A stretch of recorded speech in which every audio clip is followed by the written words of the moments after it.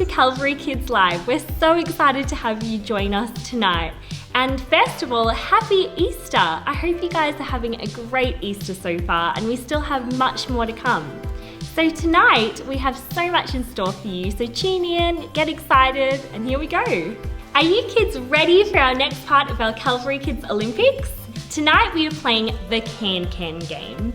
And we have with us Miss Hannah and Miss Pam, and they are going to be rolling a can of soda along a line using only their head. And once they get to the finish line, they will be drinking the can of soda as fast as they can. Whoever finishes first is the winner. If you guys are playing this at home, it's quite messy, so make sure you play it in your backyard or somewhere you don't mind cleaning up. Let's go! Ready, set, go!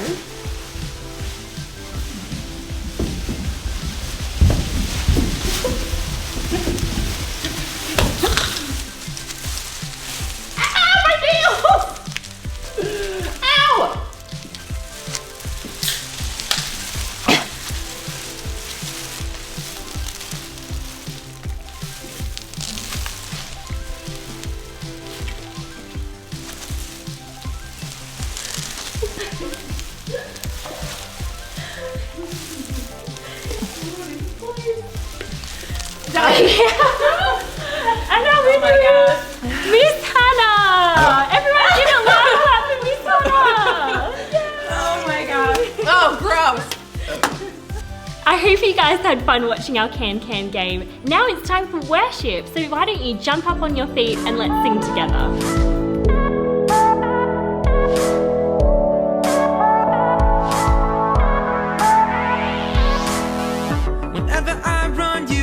Chase me. Wherever I go, you're always there. Every time I fall, you catch me.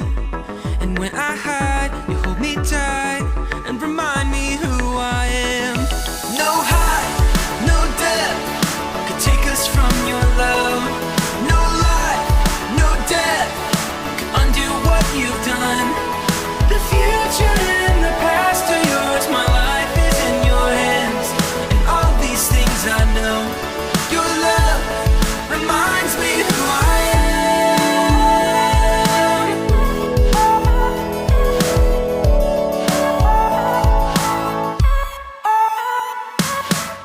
I believe that you'll do all that you promised. I believe that you're strong enough to save. What you started, and when I can't see the end, you remind me who I am. No height, no depth could take us from your love. No life, no death could undo what you've done. The future and the past are yours. My life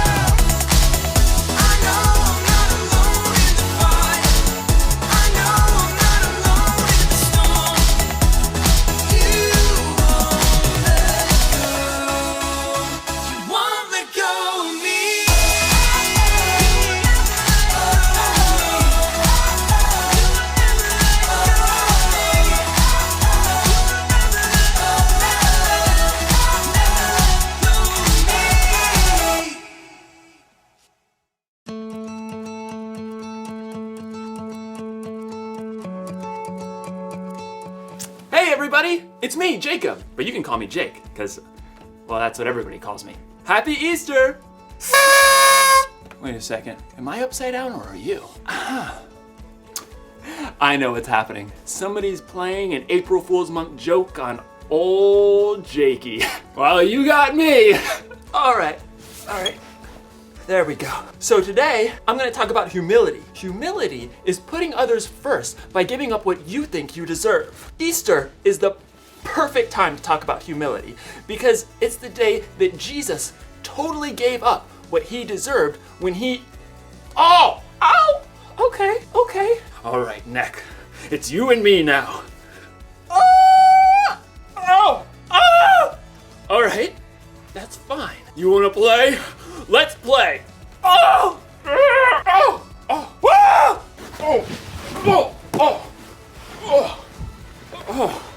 Necks are not supposed to bend that way, but I'm back to normal now. At least my neck is. But the picture's still just a little, I mean, if it could just, we're not doing that again. You know something? So what if I'm upside down? I'm not gonna let this keep me from celebrating the most amazing event in history. And no, I'm not talking about the time I learned how to juggle. I'm talking about the time when God did something so brain-boggling, it turned the whole world upside down. At least it turned my whole world upside down. My brain is still boggling. I'm boggling all over. You'll hear all about it in today's story, but first I've got to figure out how to get my whole world from upside down to right side up. Hey, okay, some brain ideas. What if you turned your screen upside down? That shouldn't be too hard, right? Or maybe there's a better way. Stay tuned. The Bible. It's 66 books of history, stories, letters, and poetry that fit together to form God's one big story. The epic adventure of how He created us and loves us so much that He made a way to rescue us. As we travel through the Bible, from Genesis to Revelation, we discover people who met God and found their lives changed forever. And now for an amazing story, inspired by the book of John, chapters 18 through 20. For months, the Jewish religious leaders had been making plans to silence Jesus. The things he said and did challenged the way they had always lived. He was upsetting the world as they knew it. It is better if one man dies for the people than if the whole nation is destroyed. Then, one of Jesus' closest friends, Judas, betrayed to the religious leaders where Jesus would be praying after the Passover meal. The leaders sent soldiers to arrest Jesus, and he allowed the mob to take him. Do you think I can't ask my Father for help? He would send an army of angels. But then how would the scriptures come true? They say it must happen in this way. As Jesus was tied up and led away, Jesus' closest friends scattered, though Peter and John followed at a distance. What was it like for them? Try to imagine for a minute that you're Peter. Only hours before, Jesus told you, Before the rooster crows, you will say 3 times that you don't know me. and you, Peter, protested that you would die before deserting. But now Jesus has been arrested, and if you get too close, they might take you too. So you trail along like a stray dog as soldiers haul Jesus inside the home of the high priest. What's happening in there? The servant at the door frowns as she peers at you. You aren't one of Jesus' disciples, are you? I am not. You're ashamed to lie, but what good will you be to Jesus if you get arrested too? You huddle close to the fire in the courtyard as voices float through a high-up window.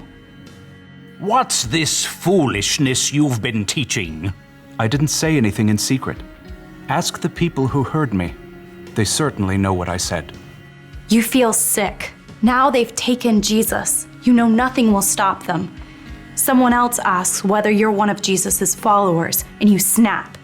No, I'm not. Minutes later, another man asks whether he saw you in Gethsemane with Jesus. Your stomach churns. Nope, not me. You realize you have denied Jesus 3 times, just as he said, and all you can do is stagger to your feet and run away, weeping. Now, imagine you're John instead of Peter. Somewhere in the chaos, you've lost Peter. So when soldiers haul Jesus away to the Roman governor, all you can do is follow, alone.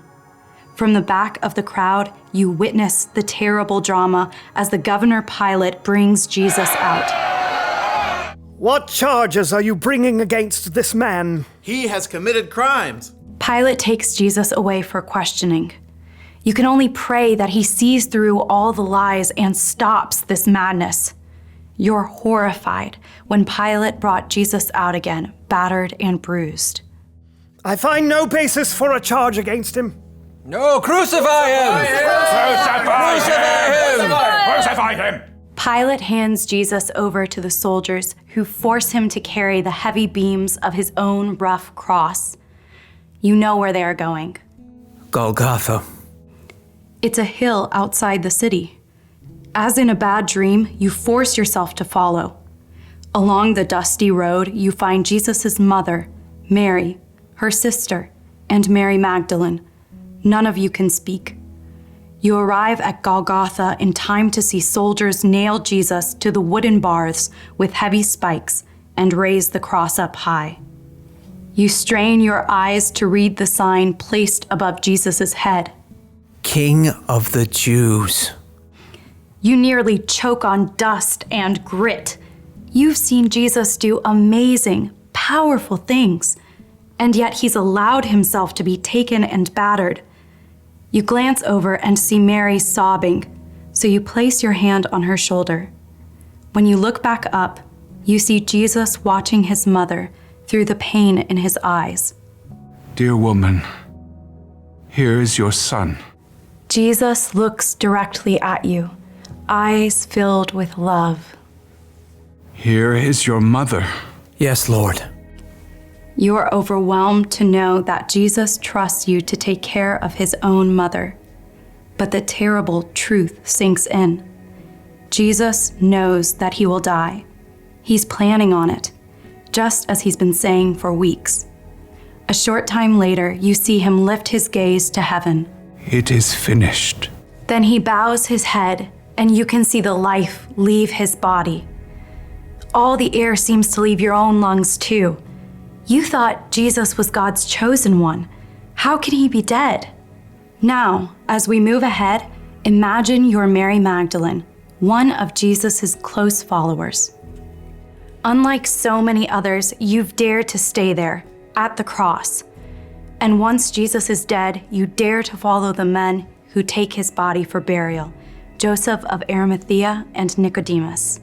A garden tomb. The evening has faded, and it's now the Sabbath. You want to honor Jesus by anointing his body with spices, but it will have to wait until the Sabbath is over. So you stay hidden indoors until early Sunday morning, then you make your way through the dark streets. The stone. What will I do about the stone? As you arrive, you recall that a heavy stone was rolled to block the entrance of the tomb, but now... It's gone! You gasp as you peer inside the tomb. Gray light reveals. It's empty! Heart pounding, you race back through the streets to the home where the disciples are staying. They have taken the Lord out of the tomb. We don't know where they have put him. You can see the shock in Peter's face. John gapes, and then they both begin to run to see for themselves. At a loss, you follow slowly, weighed down with exhaustion and confusion. When you reach the garden, you see Peter and John ahead, trying to make sense of it. You hang back as they leave again. What more is there to say? As the first rays of dawn light up the garden, you reach the tomb. Tears spill down your face as you bend to look inside once more. 2 figures in radiant white sit where Jesus' body lay. You can't even begin to think what this means. Woman, why are you crying? They have taken my Lord away. I don't know where they've put him. You turn away to catch your breath and find another man standing right there. At first you think Peter or John has returned, but it's not one of them. Maybe it's a gardener. Woman, why are you crying? Who are you looking for? Sir, did you carry him away? Tell me where you put him, then I will go and get him. Mary. The moment he speaks your name, you see, you understand. It's Jesus. Teacher! You fling yourself at his feet because there isn't anything else you can do. Gently, he touches your shoulder. Do not hold on to me. I have not yet ascended to the Father. Instead, go to those who believe in me. Tell them, I am ascending to my Father and your Father, to my God and your God. You rise to your feet, still weeping, but your tears are full of joy. You start to run again because you can't wait 1 second more to deliver the news. I have seen the Lord. Jesus chose to face death for those he loved, and now he's defeated it. Jesus is alive. It's the best news ever for everyone across all time.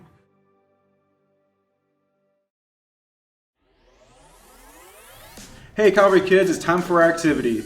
Our activity for today is called Easter close-ups. You might be wondering what a close-up is. Well, a close-up is a picture that is really blown up in a really close shot. And you guys are going to be guessing what the picture is. And if you guys think you know what the picture is, shout it out as loud as you can. But don't be mad if you don't know what it is right away. It's gonna get clearer and clearer and clearer as the game goes along. All right guys, let's have a lot of fun for our activity.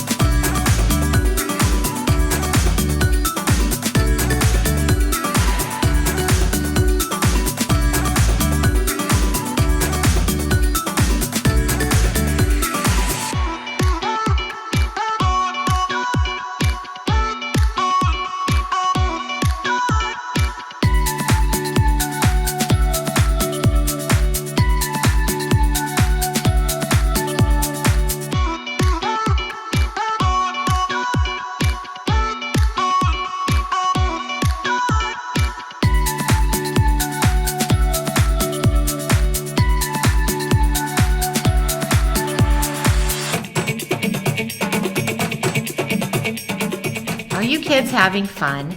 Well, this is what Easter is all about. Jesus put us first so that we didn't have to pay the price on the cross, and he did that for us. Isn't he great? Happy Easter, and we'll see you next week, Saturday at 5, for the next edition of Calvary Kids Live.